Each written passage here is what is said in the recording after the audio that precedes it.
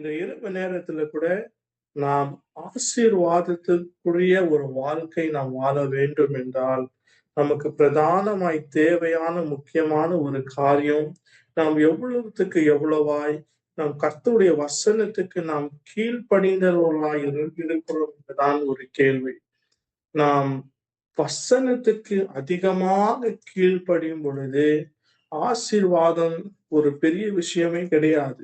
தேவன் முன்குறித்து வைத்த அவருடைய காரியங்கள், அவருடைய திட்டங்கள் எல்லாமே நம்மோடு கூட கூடி வருகிறதா இருக்கிறது. அதனால்தான் ஒவ்வொரு நாளும் வாசனத்தை நாம் கேட்கும் பொழுது, அவருடைய வார்த்தையை கேட்கும் பொழுது, அவருடைய வார்த்தை சொல்லுகிறபடி செய்யும் பொழுதுதான் நாம் அந்த பரிபூர்ணத்துக்குள்ள நாம் கடந்து போகிறவர்களா இருக்கிறோம். So it's the obedience of God, it makes us to live an abundant life. So நாம் கர்த்தருடைய வசனத்தை கேட்கிறவர்களாய் மாத்திரமல்ல, அதன்படி செய்கிறவர்களாய் இருக்க வேண்டும் என்றுதான் கர்த்தருடைய வார்த்தை நமக்கு கற்றுக் கொடுக்கிறது. So it's the obedience. நாம் வசனத்திற்கு 100க்கு 100 ஆமென் என்று சொல்வது மாத்திரமல்ல, நம்முடைய இருதயத்தை, நம்முடைய மனதை பக்குவத்து கொண்டு அந்த வசனத்தின்படி செய்ய பொழுதுதான் நமக்கு ஆசீர்வாதம் அடங்கி இருக்கிறது. வசனத்துக்கு நேரத்துக்கு போவதற்கு முன்பதாக ஒரே ஒரு சாட்சியை நான் சொல்ல விரும்புகிறேன். உங்களுக்கு எல்லாருக்கும் தெரியும் அப்படின்னு நான் நினைக்கிறேன். தெரியாதவர்களுக்கு இது ஒரு புதிய காரியமா இருக்கிறோம். ஒரு மிஷினரியுடைய வாழ்க்கை, அதாவது கிளென் ஷா என்ற ஒரு மிஷினரி, அவங்க அவங்க வாழ்க்கையினுடைய ஆரம்ப காலத்துல அவங்களுடைய அழைப்பை பற்றி அவளுக்கு அவ்வளவாய் புரிந்து கொள்ள முடியல. அவங்க சைனா தேசத்துக்கு போக வேண்டும் என்று கர்த்தர் பேசும் பொழுது அவங்களுக்கு புரியல. அவங்களுக்கு ஒரு நாளும் எதற்கு ஆண்டவர் எங்களை அனுப்பிச்சாருன்னு கூட தெரியல.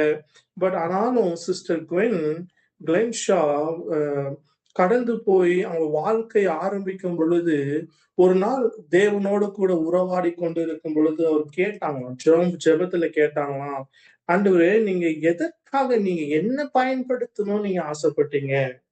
She asked a question, God, how can you use me? நீங்க எப்படி என்ன பயன்படுத்த முடியும்? அதுக்கு தேவன் ஒரு சிம்பிளான ஒரு பதில சொன்னாராம். It is because I know you, you will do anything that I tell you to do. தேவனுடைய அழகான பதில் பாருங்க. மகளே, உன்னை பத்தி எனக்கு எல்லாமே தெரியும். நான் என்ன உனக்கு சொல்வேனோ அதெல்லாம் நீ செய்வ. Whatever I tell you to do, you will do it.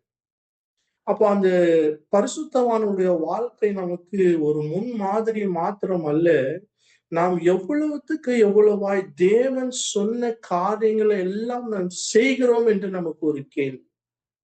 இன்னைக்கு அதை வைத்து நாம் கீழ்ப்படிதல் எவ்வளவு முக்கியமா இருக்கிறது. அவளை கொண்டு தேசம் முழுவதும் தேவன் கொண்டு போனார், அற்புத அடையாள ஊழியத்தை செய்தார், அநேக காரியங்கள் உங்க வாழ்க்கையில சாட்சியா இருந்தது. தேவனுக்கு அவங்க ஏறக்குறைய 115 நாடுகள் அவர்கள் தேவனால் அனுப்பப்பட்டு அநேக பேர் சாட்சியாய் கிறிஸ்துவுக்குள்ள கொண்டு வந்தாங்க. அப்போ இன்னைக்கு நம்முடைய வாழ்க்கை எப்படி இருக்கிறது? Are we obeying to God's word of what God is telling us to do? உங்க வேத புஸ்தகத்தை நீங்க திருப்பி கொண்டீங்கன்னா, இன்னைக்கு ஒரு மனுஷனுடைய வாழ்க்கையை பார்க்கலாம். அவனுடைய வாழ்க்கை தேவனுக்கு கீழ்ப்படியும் பொழுது அவனுடைய வாழ்க்கை எப்படியா இருந்தது என்று எல்லாருக்கும் தெரிந்த வசனம். லூக்கா இந்த சுவிசேஷம் 5ஆம் அதிகாரம் 1 ஒரு 6-8 வசனத்தை நாம் வாசிக்க போகிறோம். பின்பு அவர் கெனசேரத்துக்கு கடல் அருகே நின்ற போது திரளான ஜனங்கள் தேவ வசனத்தை கேட்கும்படி அவரிடத்தில் நெருங்கினார்கள். அப்பொழுது கடற்கரையிலே நின்று இருந்த படகுகளை கண்டார். மீன் பிடிக்கிறவர்கள் அவைகளை விட்டிறங்கி வலைகளை அலைசி கொண்டிருந்தார்கள். அப்பொழுது அந்த படகுகளில் ஒன்றில் ஏறினார். அது சீமோனுடையதாய் இருந்தது. அதை கடலிலிருந்து சற்று தள்ளும்படி அவனை கேட்டுக்கொண்டு அந்த படகுகளில் உட்கார்ந்து ஜனங்களுக்கு போதகம் பண்ணினார். அவர் போதகம் பண்ணின முடித்த பின்பு சீமோனை நோக்கி, ஆழத்திலே தள்ளிக்கொண்டு போய் மீன் பிடிக்கும்படி உங்கள் வலைகளை போடுங்கள் என்றார். அதற்கு சீமோன், ஐயரே, முழுவதும் நாங்கள் பிரயாசப்பட்டோம், ஒன்றும் அகப்படவில்லை. ஆகிலும் உம்முடைய வார்த்தையின்படியே வலையை போடுகிறேன் என்றார். அந்தபடியே அவர்கள் செய்து தங்கள் வலை கிழிந்து போகத்தக்கதாக மிகுந்த மீன்களை பிடித்தார்கள். அல்லேலூயா. இங்கே சீமோன் பேதுருவை தேவன் சந்திக்கிறதுக்கு முன்பதாக கெனசரேத் என்ற ஒரு கடல் அருகே ஒரு போதகம் பண்ணி முடித்த பின்பு சீமோனை சந்திக்கிறார். இன்னைக்கு அநேகருடைய வாழ்க்கையில தேவன் நம்மை சந்தித்து இருக்கிறார். தேவன் நம்மை முன்குறித்து இருக்கிறார். தேவன் நமக்கு ஒரு திட்டத்தை வைத்திருக்கிறார். தேவனுடைய பார்வையில அவருடைய திட்டங்கள் நம்முடைய திட்டத்தை காட்டிலும் பெரிதா இருக்கிறது என்று அந்த தெளிவுக்குள்ள நாம் முதலாவது வர வேண்டும். நல்லா தெரிஞ்சுக்கங்க, அன்னைக்கு தேவன் சீமோனை சந்திக்காமல் இருந்திருந்தால் வாழ்க்கை முழுவதும் சீமோன் மீன் பிடிக்கிறவனான் இருந்திருக்க முடியும். மனிதர்களை பிடிக்கும்படிக்காக அவன் வாழ்க்கை ஒரு நாளும் ஒப்பு கொடுக்கப்பட்ட ஒரு பாத்திரமாய் இருந்திருக்கவே முடியாது. Always remember that God has a better plans and his plans are higher than our plans. ஏசாயா தீர்க்கதரிசி எழுதின புஸ்தகத்தை நான் வாசிக்கும் பொழுது ஏசாயா 55ஆம் அதிகாரத்துல 8 to 10 வசனத்தை நீங்க வாசிச்சீங்கன்னா அங்க சொல்லுவார் கர்த்தர், உன் நினைவுகள் காட்டிலும் என் நினைவுகள் பெரிதா இருக்கிறது. அன்னைக்கு சீமோனுடைய வாழ்க்கையில அவன் தோல்வியை பார்த்தான். அவனுக்கு அந்த நாளுடைய வியாபாரம் கிடையாது. முழுவதும் பிரயாசப்பட்டாங்க. ஆனா எந்த ஒரு காரியமும் ஒரு மீன் கூட அவங்க படகுகளுக்குள்ள வந்ததே கிடையவே இல்லை. அவங்க சோர்ந்து போய் கர்த்தர் கேட்டாரு, காலியா இருக்கிற படகு தானே என்று கொடுத்து பார்த்தார்கள். They just gave an empty boat. நீங்க பிரசங்கம் பண்ணிக்கிறீங்க ஆண்டவரே, எடுத்து பயன்படுத்தி கொள்ளுங்க. And they were listening to what Jesus was preaching. அன்னைக்கு கர்த்தர் பேசும் பொழுது அவங்க கேட்டு கொண்டிருந்தாங்க. அதனாலதான் அதுக்கு மது உழுத்தமாக கர்த்தர் சீமோனுக்கு தேவனுடைய மகிமையை காட்ட வேண்டும் என்றுதான் காலையில மதிய அளவுல மீன்களுக்கு எதுக்குமே கிடைக்காத நேரத்துல அவருடைய வல்லமையை வெளிப்படுத்தும்படிக்காக தான் சீமோனுக்கு ஒரு ஆச்சரியம் காத்திருந்தது. இன்னைக்கு கூட நாம் தேவனுக்கு எவ்வளவாய் கீழ்ப்படிந்து இருக்கிறோமோ அவ்வளவாய் நாம் தேவன் நம்மை ஆச்சரியப்படுத்துற அளவுக்கு நமக்கு தேவன் ஆசீர்வாதத்தை வைத்திருக்கிறார். It is not because of who we are. நாம் நல்லவர்கள் என்று சொல்லிக் கொள்வதற்கு கிடையாதுங்க. அவர் நல்லவராய் இருக்கிறபடினால நம்மை ஆச்சரியப்படுத்துகிற அளவுக்கு நம்மை தேவன் உயர்த்தும்படிக்காக, தேவன் நம்மை அந்த பரிபூர்ணத்துக்கு கொண்டு போகும்படிக்காக தான் தேவன் விரும்புகிறார். God uses everybody. எல்லோரையும் தேவன் எடுத்து பயன்படுத்த வேண்டும் என்றுதான் விரும்புகிறார். எல்லாருக்கும் தேவனுடைய திட்டங்கள், தீர்மானங்கள் இன்னைக்கும் ஒரு ஃப்ரெஷ் மன்னாவை போல காத்து கொண்டு இருக்கிறது. அன்னைக்கு சீமோன் he had an unbelief. ஆண்டவரே, எப்படி ஆண்டவரே, நம்முடைய வாழ்க்கையில பாருங்க, இந்த ஒரு காரியம் நடக்கணும், நம்முடைய எதிர்காலம், நம் பிள்ளைகளுடைய எதிர்காலம், நம்முடைய பலவீனம் மாறணும். How was it possible, Lord? அங்க ஒரு அன்பிலீஃப் இருக்கிறது. But above unbelief, it is God's word. தேவனுடைய வார்த்தைக்கு கீழ்ப்படிந்தபடினாலதான் அங்க சீமோனுக்கு அவர் அழகாக சொல்றார் 5ஆம் அதிகாரம் 5ஆம் வசனத்துல, ஆகிலும் உம்முடைய வார்த்தையின்படியே வலையை போடுகிறேன் என்றார். Because he knew the power of the word. இன்னைக்கு நாம் கர்த்தருடைய வார்த்தையினுடைய வல்லமையை நாம் பார்ப்பதற்கு நாம் ஒவ்வொரு முறையும் எஸ் லார்ட் என்று சொல்ல நாம் கற்றுக்கொள்ள வேண்டும். எபிரியர் 4ஆம் அதிகாரம் 12ஆம் வசனத்தின்படி தேவனுடைய வார்த்தை அது வல்லமையும் ஜீவனுள்ளதாய், it's alive and it is powerful. நாம் தேவனுடைய வார்த்தைக்கு கீழ்ப்படிய ஒவ்வொரு கட்டத்திலும் நம்முடைய வாழ்க்கையினுடைய மகிமையின் மேல் மகிமை உள்ள ஒரு வாழ்க்கையை பார்க்க முடியும். அன்னைக்கு குவென்ஷாவுடைய வாழ்க்கையில் அப்படிதான் இருந்தது. அவங்களுக்கு ஒண்ணுமே புரியல. வாலிபலா இருக்கும் பொழுது அவங்க சீனா தேசத்துக்கு போக வேண்டும் என்று ஒரு காலகட்டத்தை வரும் பொழுது she didn't knew தேவன் என்ன வைத்திருக்கிறார் என்று தெரியாது. But you obey to God's call. தேவனுடைய வார்த்தைக்கு அவங்க கீழ்ப்படிந்து கடந்து போனாங்க. இன்னைக்கு சரித்திரத்துல இடம் பிடித்து இருக்கிறாங்க. Hallelujah. It was not okay. அவங்களுடைய போன சமயமும் நேரமும் எதுவுமே வாய்க்கவே கிடையாது. கர்த்தர் நடத்தினார். இன்னைக்கு உங்களை கர்த்தர் நடத்தி கொண்டிருக்கிறார் என்று ஒரு காரியம் எப்படி தெரியுமா? நாம் கர்த்தருடைய வசனத்துக்கும் கர்த்தருடைய வார்த்தைக்கும் ஒவ்வொரு முறையும் நாம் கீழ்ப்படியும் பொழுது, every time we obey to God's word, we are entering into a new dimension. ஒவ்வொரு முறையும் அன்னைக்கு சவுலை தேவன் ஏன் வெறுத்தார் தெரியுமா? அவனுக்கு கொடுத்திருந்த 2 வேளையும் தேவனுக்கு கீழ்ப்படியாமல் போனான்.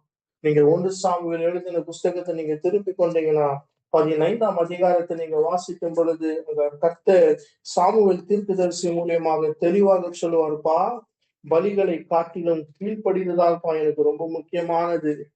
அன்னைக்கு அமலேக்கில் இருக்கிற எல்லாரையும் சங்கரிக்க வேண்டும் என்று கர்த்தர் ஒரு அசைன்மெண்டோட அனுப்பினார்.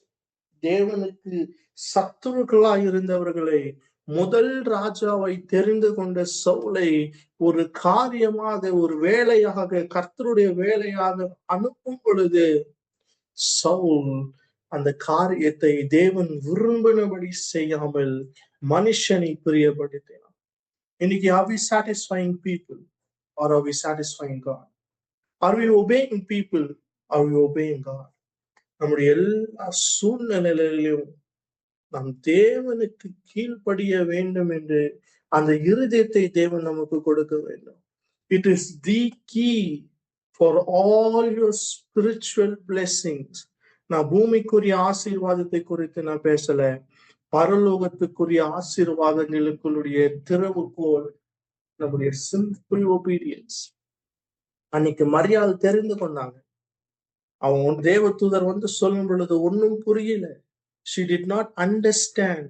எப்படி நடக்க போகுது, பரிசுத்த ஆவியானவர் என் மேல் எப்படி வர போறாரு, எப்படி நான் கர்ப்பவதி ஆக போகிறேன், எனக்குள்ள எப்படி ரட்சகர் பிறக்க போறாரு, ஒண்ணுமே தெரியாது. But she did one thing. ஒரு காரியத்தை மாத்திரம் செய்தாங்க.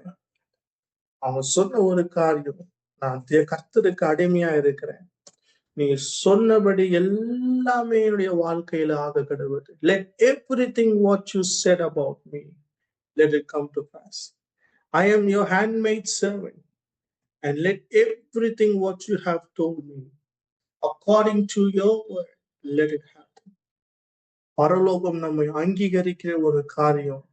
நாம் ஒவ்வொரு முறை நாம் நம்முடைய தனிப்பட்ட வாழ்க்கையில குடும்பமாக when we say yes, அன்னைக்கு நமக்கு முன் மாதிரியாய் ஓடினவர் தான் ஆண்டவராகிய இயேசு கிறிஸ்து.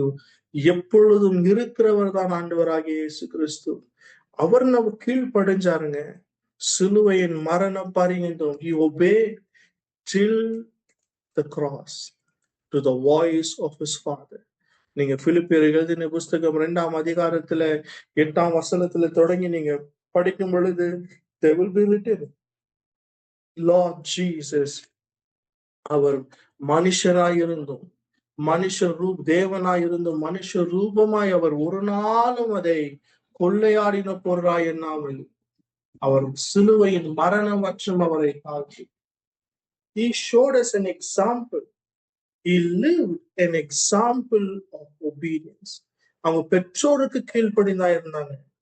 The Bible records, நீங்க லூக்காவின் சுவிசேஷம் 2ஆம் அதிகாரம் கடைசி வசனத்தை நீங்க பார்க்கும் பொழுது, இயேசுவானவர் ஞானத்திலும் வார்த்தையிலும் தேவனும் மனுஷர் தயவிலும் அதிகமாய் விருத்தி அடைந்தார். 59ஆம் வசனத்தை நீங்க பார்க்கும்போது, பின்பு அவர்களுடனே கூடி போய் நாசரேத்தில் ஊரில் சேர்ந்து அவர்களுக்கு கீழ்ப்படிந்தவராய் இருந்தார். He obeyed. How did Jesus live this magnificent life? தேவ மகிமையோடு, தேவன் கொடுத்த கிருபைகளோடு, தேவனுடைய வல்லமை முடிக்கத்தக்க, it is because of his obedience. இன்னைக்கு நம்முடைய வாழ்க்கையில we keep God as a second importance. தேவனுக்கு 2ஆம் இடத்துல நாம் கொடுத்து கொண்டிருக்கிறோம், முதல் இடத்துல நாம் கொடுத்தோம். If we start giving the first preference for God in doing what God tells us to do. இன்னைக்கு அன்னைக்கு ஏசாயாவுடைய கண்கள் திறக்கப்பட்ட மாத்திரத்துல அவன் கேட்ட ஒரே ஒரு காரியம், ஆண்டவரே என் காரியமாயா போவார். Who's ready to go for us? The heaven is waiting. பரலோகம் நமக்காக காத்து கொண்டிருக்கிறது. பரலோகத்துக்கு நாம் என்ன பதில் கொடுக்க போகிறோம்? சிங்காசனத்துல தேவன் வீற்றிருக்கிறார், குமாரனாகிய இயேசு வீற்றிருக்கிறார். ஒவ்வொரு நாளும் நமக்கு ஒரு டாஸ்க், ஒரு அசைன்மெண்ட் கொடுக்கப்பட்டு இருக்கிறது. அந்த வேலையை நாம் கீழ்ப்படிதலோடு கூட நாம் செய்யத்தக்க நம்முடைய இருதயத்தை நாம் பக்குவித்துக் கொள்ளும் பொழுதுதான் we will be able to tell. தேவன் நம்மை பார்த்து தைரியமாய் சொல்ல முடியும், உண்மையும் உத்தமமான ஊழியக்காரன் என்று. Today is a life challenging. It's not easy. மறுபடியும் நான் சொல்றேன், it is not an easy life. கிறிஸ்துவ வாழ்க்கை சாதாரணமான வாழ்க்கை கிடையாது. We have to go through battles. We have to challenge. We have to fight all Goliaths. Hallelujah. நமக்கு வான மண்டலத்தில் கொள்ளாத சேனைகளுடைய ஆவிகள் ஒவ்வொரு நாளும் போராட்டம் உண்டு. But believe one thing, that God is with us. அன்னைக்கு சீமோன் காரியம் செய்த ஒரே ஒரு காரியம், அவன் தேவனை நம்பினான். He believed in God 100%. ஒரு டவுட் கூட கிடையாது. ஆண்டவரே நான் போடுறேன், உங்க வார்த்தையின்படி நீங்க சொல்லிட்டீங்க ஆண்டவரே, நான் செய்யறேன். அவர் இல்லாதவர்களை இருக்கிறவர் போல பேர் சொல்லி அழைக்கிற தேவனாய் இருக்கிறார். He is a God who can bring things that does not exist. அப்போ உங்களுக்கு நிச்சயமாக ஒரு நம்பிக்கை இருக்கிறது, ஒரு எதிர்காலம் இருக்கிறது. தேவன் உங்களை வைத்துக் கொண்டிருக்கிற திட்டமும் பெரிதா இருக்கிறது. So don't lose your hope on looking onto the circumstances of what you see that is not possible. No, நம்முடைய தேவன் is a God who does impossible things possible. அவருடைய வார்த்தை சொல்லுது, there is nothing hard for him. இந்த பூமியில நாம் சுவாசத்தோடு இந்த ஜீவனோடு கர்த்தர் வைத்திருப்பாரானால் ஒவ்வொரு நாளும் ஞாபகத்துல வைத்துக் கொள்ளுங்க, தேவன் அவரால் செய்ய முடியாத காரியம் ஒன்றுமே கிடையாது. அவர் சீமோனை கொண்டு ஆச்சரியப்படுத்த 2 படகு அளவு அது அமிழத்தக்க மீன்களை கொண்டு வந்து சேர்த்தது மாத்திரமல்ல, அவனோடு கூட இருந்த நண்பர்களையும் ஆச்சரியப்படுத்தினான். They got amazed. They got astounded by the miracle what Jesus did. How did it all happen? இது எப்படி நடந்துச்சுங்க?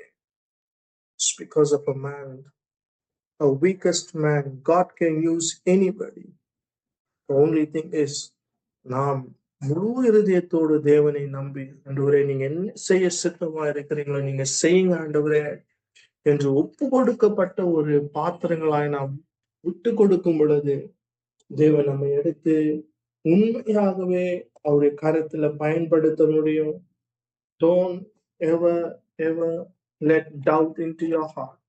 The God we worship you is moves in faith. நீங்க விசுவாசத்துல நீங்க நடக்கும் பொழுது கர்த்தர் உங்களுக்காக வைத்து கொண்டிருக்கிற the best is always there. Hallelujah. நிச்சயமாக நான் நம்புகிறேன், கர்த்தர் இந்த இரவு நேரத்துல உங்களுக்காக இந்த வார்த்தை அனுப்பி உங்களை ஆசீர்வதித்திருக்கிறார் என்று. Continue to believe God, continue to hope in God, continue to walk with God, and God is able to do greater things in your life. Hallelujah.